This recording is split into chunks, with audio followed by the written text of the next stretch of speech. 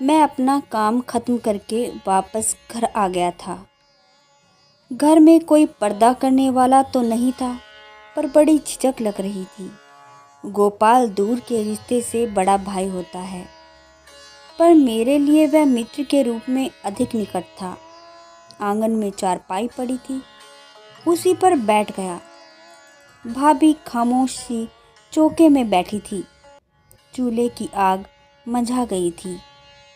उन्होंने सुलगते कोयले पर घी की कटोरी गर्म होने के लिए रखी। मैं पहली बार इस घर में आया था, संकुचित सा बैठ गया। भाभी के पास इस तरह अकेले में बैठना भी अजीब लग रहा था, और जाकर बैठक में चुपचाप बैठने पर संकोच लगता था, क्योंकि पराया घर और भाभी से पहली मुलाकात। कदम एकदम नहीं उठ पा रहे थे। शाम काफ़ी हो चुकी थी। लालटेन जलाकर भाभी फिर वही चूल्हे के पास आकर बैठ गई। उस उमस और खामोशी के वातावरण में जी घबराने लगा। आंगन में बंधे तार पर पड़े कपड़ों की सलवटों में अंधेरा भरता जा रहा था, और जलती लालटेन का पीला पीला बीमार सा थकन भरा प्रकाश, और उसके सामने पड़ने पाली वस्तु फैली हुई लंबी लंबी काली छायाएं। घुटन सी महसूस करते हुए, बहुत झिझकते झिझकते कई बार कोशिश करने के बाद एक बार आवाज़ फूटी पड़ी, क्या गोपाल भैया बहुत दूर से आते हैं? अक्सर देर हो जाती है। वैसे ही बैठी भाभी ने निर्लिप्त भाव में कह दिया। मैं खामोश हो गया। अब और कोई प्रश्न भी नहीं था। निदान चौके की तरफ ताकता रहा। चौके की छत को टिकाए रखने वाले दोनों खंभों की चौड़ी काली काली छाया फर्श पर पड़कर फिर भीतर दीवार की कालिक से गुम हो गई थी, और उनके बीच में दबी सकुची सी भाभी बैठी थी।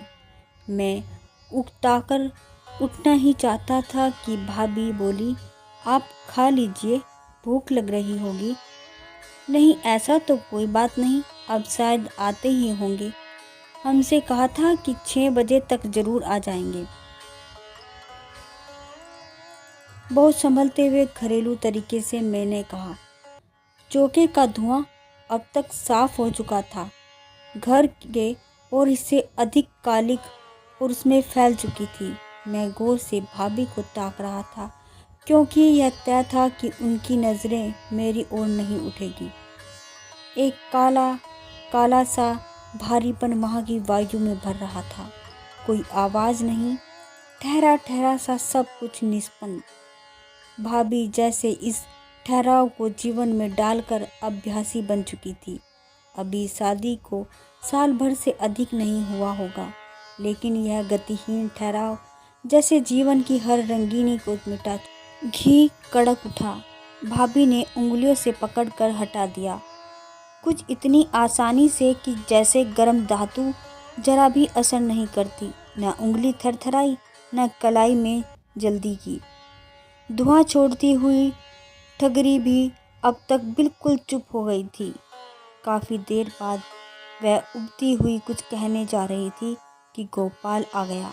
मुझे देखते ही वह बोल पड़ा, काफ़ी अकेलापन महसूस किया होगा। क्या बताऊं, देर हो गई। मैं खामोश रहा। वह कमीज उतारते हुए कहने लगा, इन्हें तो बस रोटी गृहस्थी से काम है। अगर कनस्तर, डिब्बे और शीशियाँ जरा भी बुदबुदाना जानती तो होती तो शायद हमें भी बात करने की नौबत ना आती। तब भला तुमसे क्या ही क्या होगा। हाँ, भाभी बड़ी गंभीर मालूम पड़ती है, कहकर मैंने उनकी तरफ नज़र डाली। उनमें कुछ हरकत सी हुई।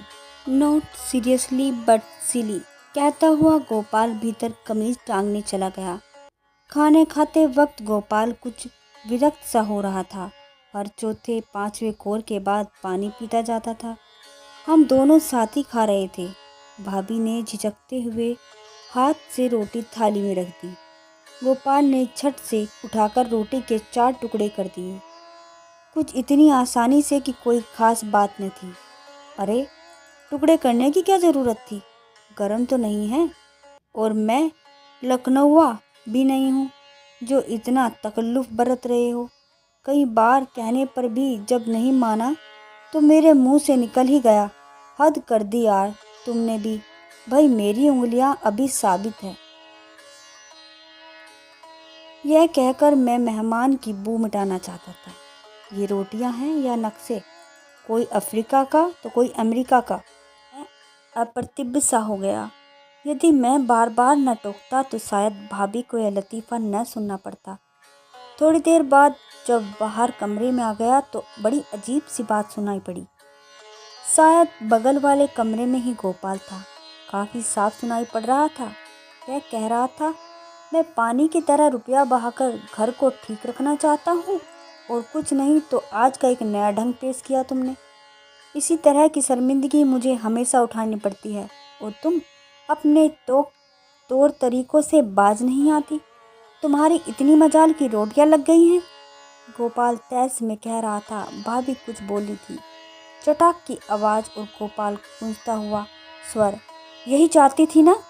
मैं सोचता था कौन हाथ छोड़ेगा, नहीं समझ में आता।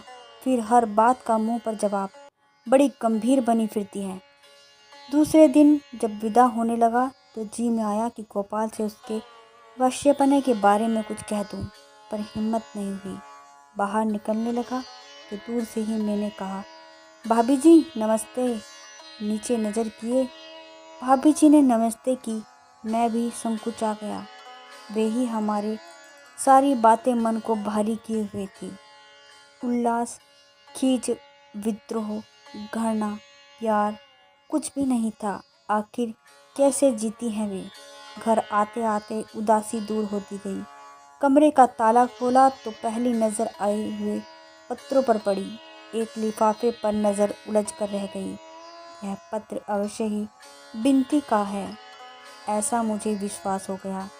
बिनती, आखिर आज मैं तुम्हें याद आ ही गया। 2 साल बाद कुछ दर्द सा उठा। पत्र खोलकर पढ़ने लगा। प्रिय राजू, आज सहसा तुम याद आए हो। वास्तव में शादी के बाद लड़की के जीवन में महान परिवर्तन होता है। विवाह के बाद पुरुष को रहन सहन का कुछ ढंग बदलना पड़ता है, पर लड़कियों को तो पूरी आत्मा बदलनी पड़ती है। यह मेरा स्वयं का अनुभव है। मैंने अपनी आत्मा को बदलने की चेष्टा की है।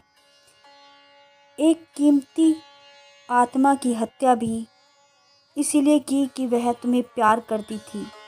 जब मैंने इस नए घर में कदम रखा था तो यह सोचकर कि मेरी आत्मा सदैव के लिए तुम्हारे पास है और ये शरीर इस नए घर का है। लेकिन बहुत ही ईमानदारी से कहूँ, बुरा मत मानना। कुछ दिनों बाद मेरी पसलियों की काया में कुछ नरम स्पर्श सा महसूस होने लगा। आत्मा का स्पंद होने लगा।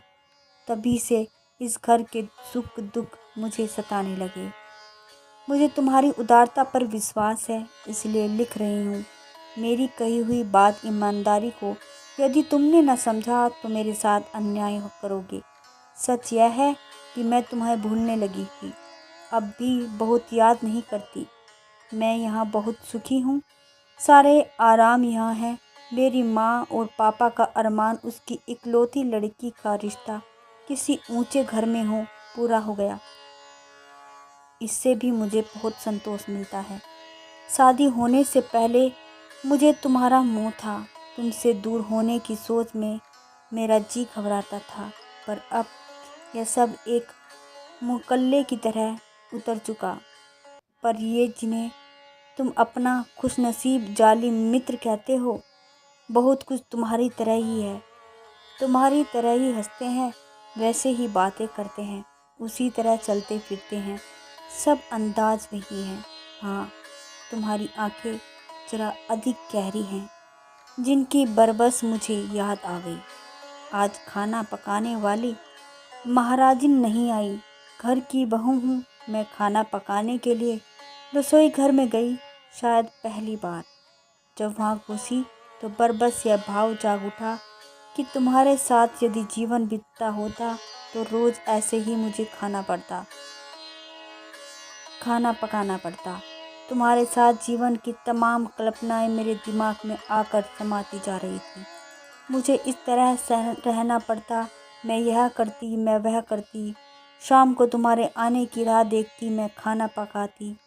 तुम बीच बीच में आकर छेड़ते, कभी दाल में पानी ज़्यादा बताते तो कभी रसोई घर में गर्मी से परेशान देखकर मुझे बाहर ले आते। मेरी हालत अजीब सी हो रही थी। तुम्हारे हर बात याद आने लगी। अकेले ही रोटी बनाने बैठी तो लगा जैसे तुम अभी चढ़ने आ रहे हो। तुम मेरी आंखों के सामने पूरी तरह से उभरे हुए थे। मेरी हर सांस में तुम बस गए थे। मेरी चारों ओर तुम थे। तुम्हारे पैरों की आहट हर तरफ से आ रही थी और मेरे हर रोटी टेढ़ी होती जा रही थी। हर गोल बनती रोटी अपने आप टेढ़ी होकर बदशक्ल होती जा रही थी। यह सब मुझे बहुत अपना सा लग रहा था, जैसे पुरानी आत्मा अपने पुराने रूप में वापस मिल गई हो। खाते वक्त उन्होंने हंसते हुए कहा कि वाह, यह किसी खास जगह की रोटी का नमूना है। माताजी बोली थी, अरे सीख जाएगी, इसे हंसने की क्या बात है, अभी आदत नहीं है। पर राजू, मेरी आत्मा तुम्हारी आहट सुन रही थी। मैंने अपने आंसुओं को दोनों की नज़र चुराई और सुखा लिया। शायद किसी ने नहीं देखा, अगर देखा भी होगा तो क्या समझ नहीं पाए होंगे। मैं पत्र आगे न पढ़ सका। घुटन, बेबसी, धुआं, ठहराव, खामोशी और उसमें उबती हुई आत्मा पे बेबस उठे हुए हाथ और पानी भरी आंखें जैसे चारों ओर थी, हर तरफ थी। धन्यवाद। आज जो कहानी आप सुन रहे थे उसके लेखक कमलेश्वर जी हैं, जो हिंदी साहित्य के लेखक हैं। कहानी का नाम है आत्मा की आवाज़।